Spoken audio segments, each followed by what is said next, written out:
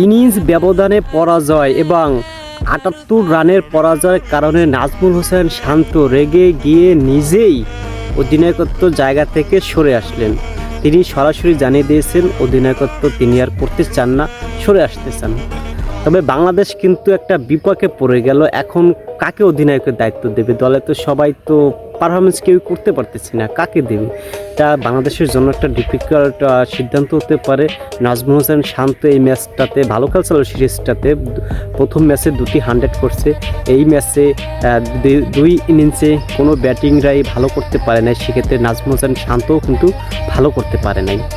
Innings ব্যবধানে হার এবং ৭৮ রানের হার এটা বিশাল একটা লজ্জাজনক ব্যাপার, যে কারণে নাজমুল হোসেন শান্ত নিজেই অধিনায়কত্ব থেকে সরে গেলেন।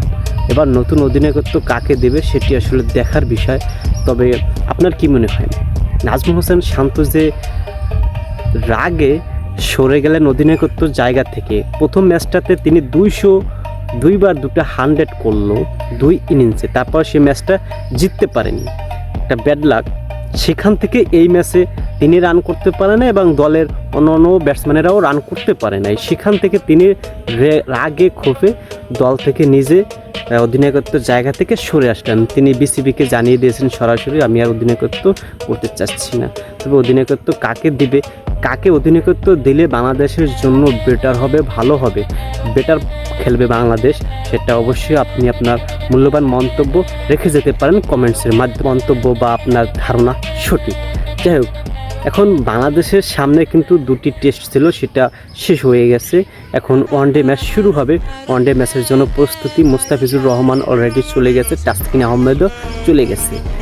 ওয়ানডের একাদশ কিন্তু অত্যন্ত শক্তিশালী হবে এবং বাংলাদেশ ওয়ানডে প্রচুর রকম ভালো খেলে, যার প্রতিফলন আমরা ইতিমধ্যে প্রচুর ম্যাচে দেখেছি।